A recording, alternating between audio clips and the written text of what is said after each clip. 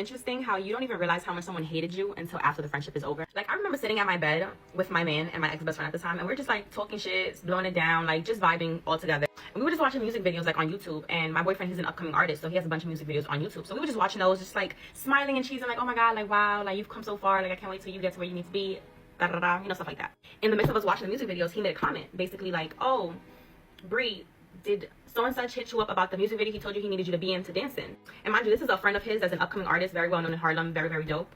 And he basically, we got a whole other music video, and he had approached me, just basically telling me like, you know, I'm gonna need you for something, be ready when it's time, we'll be in touch. Nothing else was said about that music video. But when he brings it up in front of my ex-best friend at the time, she looks at me like confused. She's like, wait, you're gonna be in a music video dancing? Like, hold on, wait, what's going on? I'm like, yeah, someone said brought it up to me, but nothing was really in the works yet. Like, it was just an idea that was brought up. She's like, ain't no way, like, hold on, are y'all trying to sabotage me? No, y'all trying to sabotage me. Both y'all trying to sabotage me. Y'all, when I tell you, me and my man was so confused, like, is she serious? No, she can't be serious. Ain't no fucking way. So we're all like in a triangle looking at each other like what's going on right now? This can't be for real. But no, y'all, she was so dead ass. Looking at me, dead serious face. I just feel like we both are dancers. Cause no, we are dancers. We both are dancers. We take class together, we do choreo together, like we dance together all the time. That's my bestie. That was my sister.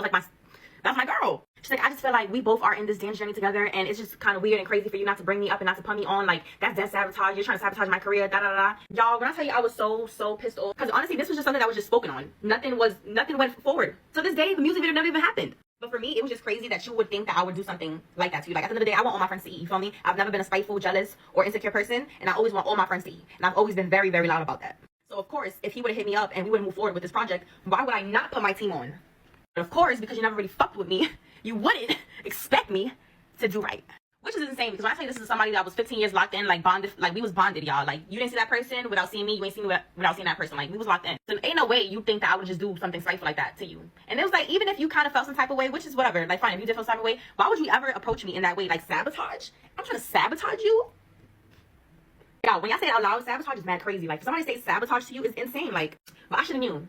I should have fucking knew better. I should have knew fucking better. This is the same person who accused me of stealing $100 from her. She did. And I forgave her. I did. I want to say that's the Leo in me. Love so hard. Blinded. There was so much shit I looked past trying to make this friendship work. And I'm not gonna lie, when it actually came to an end, it really could have told on me. I don't even want to say nothing else because it was just so much more that went on that it was just like, how the fuck did I even let the friendship keep going on for that long? Let me tell you guys about an LA trip that ended a 4-year friendship. Do not mind my background. I'm literally doing laundry and getting ready to make content for today. All right, let's get into it. So I was managing my friend's social media, and she invited me to LA to work on content while she was at a convention, and she promised to cover all expenses as far as my flight and hotel stay, and I went because of those conditions. So everything literally started off fine. We flew to LAX, we checked in at the first hotel. Everything was nice and smooth. The first hotel we stayed at was at LAX, and then the following day we were supposed to travel to Anaheim to get closer to the convention. While we're at the first hotel, she's trying to book the second hotel, and she's like literally worried because she says that she probably doesn't even have like enough money in her bank account to pay for the next hotel. The hotel like literally required like the cards to be processed 4 to 5 days ahead of time, and she obviously didn't do that. So at that point, she didn't have a backup plan, but I just brushed it off and decided to just focus on getting through the fucking day. So the next morning, we had to leave the hotel at LAX, and she still didn't have a hotel in Anaheim booked. So we spent the whole friggin' morning literally scrambling around to find a place to stay, and eventually she found one. And then she booked it. But at this point, I was like, okay, things are like getting back on track and hopefully nothing else happens. So after finding that hotel, we literally spent the entire day running errands with her for this convention. We went from LAX to Anaheim, 1 hour, and then Anaheim to Malibu, which was 2 hours. So that was 3 hours of being on the road. And then we had to go back, which is another 2 hours of being on the road. And I literally told her we should have went to freaking Malibu the day before so we didn't have to be on the road for like 6-7 hours total for that day. Then we had to rush back to Anaheim to like set up her fucking booth. And I was sitting there like, why the fuck am I setting up her booth? Like, I'm her social media manager. Like, this is not my job. But I'm her friend, so I'm gonna help her out, whatever. And by the time we got to the hotel, I was fucking drained from being so tired on that whole day. I was literally sick. I have my period. I never get my period. I have very irregular periods. And I was just like doing everything I could to just stay positive during this trip. Like, what would y'all do in this situation for real? Because I low-key wanted to escape so bad. So then we went back to the hotel in Anaheim because she did end up finding a place. We did leave our stuff there earlier to go to Malibu and pick up stuff for the convention from her sister's house or whatever. That was in Malibu. But when we got to the hotel, the fucking receptionist was basically like, you need a $200 security deposit even though you paid for the hotel room. And she's like, oh shit, I don't have enough money on my card. Like, what, girl? Keep in mind, we just came back from a convention building shit. So I'm on my period, very heavy. So I go to the bathroom for like 2 fucking minutes and then come back. And instead of just trying to like calmly figure out a situation, like literally 2 minutes when I come back from the bathroom, she is like freaking the fuck out, berating me in public. And she was basically like, you're leaving me hanging while you're in the bathroom and you don't want to pay for anything. Where are we going to be sleeping? Do you want us to like sleep on the fucking, in the car? We're going to be sleeping in a car. And I was like, first of all, like, don't talk to me like that. Like, I literally just got out the bathroom 2 minutes ago. Basically, like, what she was kind of trying to imply when she was like berating me in a hotel lobby was like, if you could afford it, you would just pay the security deposit. But that just to me wasn't the principle. Because let me be clear, this was a work trip and she invited me under the conditions that she was taking care of everything. So it was never my responsibility to be covering for you when this was what you promised. It would have been one thing if it was like a vacation and it was a girls' trip and we were going as friends, but I'm coming here to do work. I should not have to be paying for any expenses on a trip where I'm working. Do y'all understand what I'm trying to say? Because I'm trying to be reasonable. And I even said to her, I was like, well, maybe if you actually spoke to me with some fucking respect, I would have been willing to pay the $200. But I literally got out of the bathroom and you literally started going crazy on me. You think I'm going to pay for you now? Keep in mind, like, before we even got to this hotel, I literally covered her $30 parking fee that she could not pay. And I didn't get a thank you for that either. So I actually felt like really humiliated at that point. Like, I never had a friend ever speak to me like that. And it was so hurtful. Mind you, like, I literally got like a fucking full panic attack at that point because I was like yelling back at her. And mind you, I don't argue with my friends like that. I've never had to yell at a friend in my entire life. So being put in that position was so fucking unsettling for me that I was like in so much tears. Her friend, so there was another person that came and her friend like kind of stepped in and was trying so hard to mediate and stuff. Because after she yelled at me, I was like, I'm fucking out.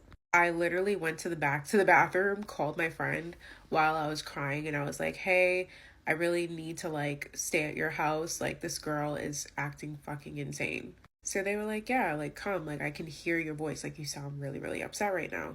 So that's what I plan on doing. I asked the hotel receptionist, can you just grab my luggage? I will call an Uber, even though this fucking ride was like an hour out. So it was pretty expensive because I feel like Ubers in LA are pretty expensive. And yeah, I was like, I'd rather take that Uber than deal with this headache right now. Because I know I literally cannot stay and sleep in a room next to somebody that makes me feel uncomfortable. And the other girl comes out, she tries to speak to me, and she's like, she was a sweet girl. And she was like, hey, I know like you're really upset right now. So-and-so is really tired. We're going to call so-and-so C. So C is just really tired. You know, like her sister totally didn't let her know that she had her sink there that she needed for the convention. So she's just stressed and tired. And I was like, we're all tired. What's the excuse to be rude? Like, there's no reason to be rude to somebody that's coming here to help you out. And it's just no excuse to just be nasty to a friend. Like, it doesn't matter. And she was like trying to kind of comfort me. She's like, well, when we were at the airport and I was with her when we were checking in, she was like calling me names like an idiot. And I was just like, hold up, this girl called you an idiot and you're trying to mediate and help me out? Like, you're still trying to work with her after she berated you too? I don't know. All it took for me was one time and I was good. And then C came out and C was like, I'm so sorry. Like, come stay with us. I won't do that again. I'm so sorry. Like, there was like no emotion on her face at all. And it was just like, I'm sorry. You're like a sister to me. Seeing you upset makes me upset. But in my head, like, I'm having a full panic attack, like crying, and I couldn't even verbalize how I felt, but I just knew that I needed to get out. Mind you, I'm literally waiting for my Uber as she's approaching me. Because I was just like, I can't stay no more, obviously. Like, we just had an argument in the hotel lobby. I'm not staying here. And she's like, you're like a sister to me. And I'm just sitting here in my head, like, just thinking, can you just get the F away from me? Like, go away. And then she was like, I hope this doesn't affect our friendship. Like, girl, what? You don't think that trying to embarrass me in front of a hotel isn't going to affect our friendship? But anyways, I took that Uber ride and I took that Uber, went to my friend's house, and I never looked back after that point. I was done. Have y'all ever been in a situation like that where you just had to walk away from a friendship when you just realized it was no longer healthy? And it's heartbreaking because this was a person I truly looked up to, and this is not a video for me to like bash her, but just talk about the situation and just let it go and be done with it. But like overall, this journey kind of just taught me just a lot about boundaries and self-respect, just because like a real friend would never humiliate you and talk to you in that kind of way ever. And it was such a hard decision just trying to walk away from a friendship that I was friends with somebody for like years, but at the end of the day, like, you have to fucking protect your peace, man. But it is what it is. Like, I'm just glad that like ultimately I chose myself and I'm walking into this new year with a clear mind and just happy with the circle that I have right now. But anyways, let me know your thoughts in the comments and let me know if you've had a situation like this before too. But I'm glad it's over. And no shame, but I would not be sleeping in a car. Like, I could pay for my own hotel, but if I do pay for my own stuff, y'all aren't staying with me because you should have been responsible. Because this ain't a girl's trip, this is a work trip. All right, story time on how I tried to rekindle a friendship and it backfired. So to give you a backstory, me and the girl, we were cool in high school. That was my girl. We did everything together. Anything you could think of, you name it, we did it, right? We didn't fall off on no beef or nothing like that. You know, I just was older than her. So, you know, time progressed. We just grew apart. So we ended up following each other on the socials again, and we just kept up with each other on Instagram and things like that. So I want to say this was in May of 2022. I'm not sure who DM'd who first, but it was just off the strength like, oh, you know, we miss each other type deal. Let's set up, let's link up, things like that. So on this particular day, she didn't have a car, so I went to go pick her up, which was fine. You know, we ended up going to the restaurant, and we, you know, happened to get seafood. So we sitting there, we ordering our food and our drinks and stuff, you know, just recapping and stuff. And then she goes to ask me about a particular people, or a group of people rather, that I don't associate with no more. So in the back of my head, I'm like, dang, why is she asking me about these people? But I mean, it's okay. So I go ahead and kind of like give her small talk, tell her, oh, I don't associate with them no more, blase, move on. So the rest of the day was cool. You know, we laughing, we talking, you know, take pictures, things like that, and then went on about our business. So I want to say some months had went by. This had to be August of 2022 at this point.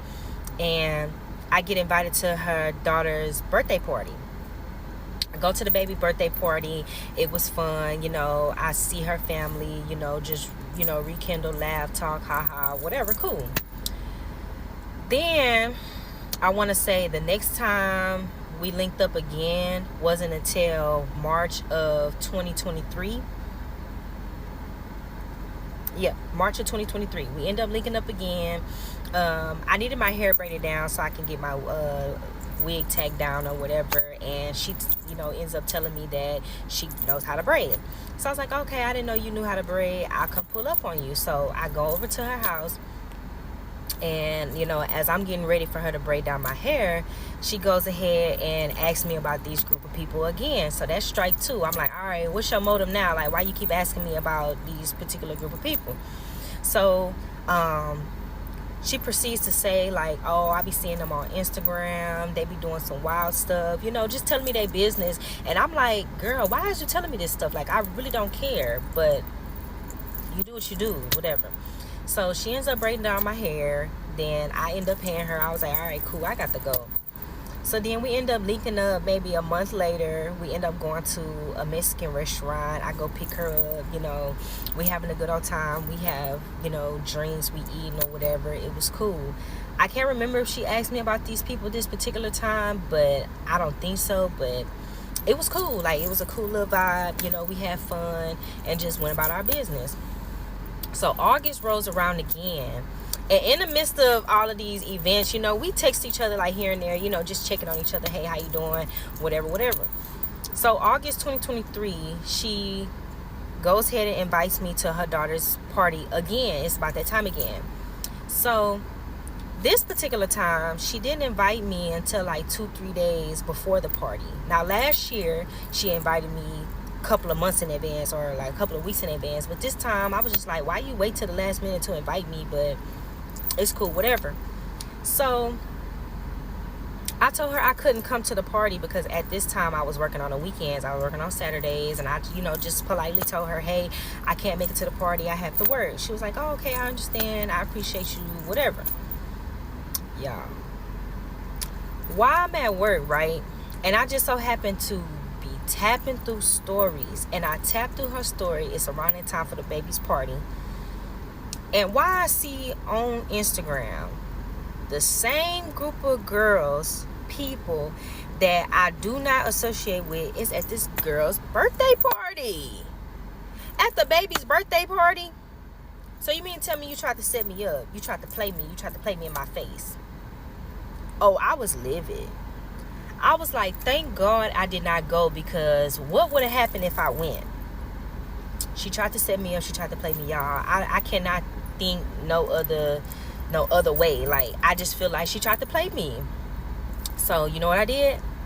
I blocked on everything. I blocked on all the social media possible. I blocked her in my phone. Didn't even give her no explanation. And then that was just that. But it's just a principle, though, like how you really tried to play in my face and invite me and be in the same room with some females that I'm no longer cool with. Like, what's up with that? So y'all tell me if I'm tripping, am I wrong, or what y'all think? Okay, I'm saying this as an Asian girl. Like, friend groups that are strictly all Asian are probably one of the most clickiest people I've ever met in my whole entire life. And their friend groups are always humongous. Like, it will be 15 of them posted up at Korean barbecue. You know what I mean? And they will only strictly date within their race, or even worse, within that friend group, right?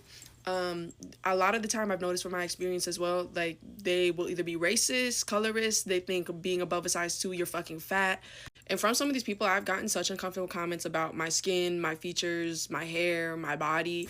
Like, okay, I used to kind of hang around this one Asian friend group. Not really, they're not my friends. Like, I never considered them my friends, but it was like a friend of a friend of a friend type, you know what I mean? Anyways, but I had caught wind that they were calling me chubby, and that they were calling me a jungle Asian. Hello? And, like, the chubby part, too, is fucking crazy, because I know I'm not a size 0 slim thin queen. I'm not also saying that I'm, like, fucking Georgia Peach, Lotto, big ol' ass, like, type build.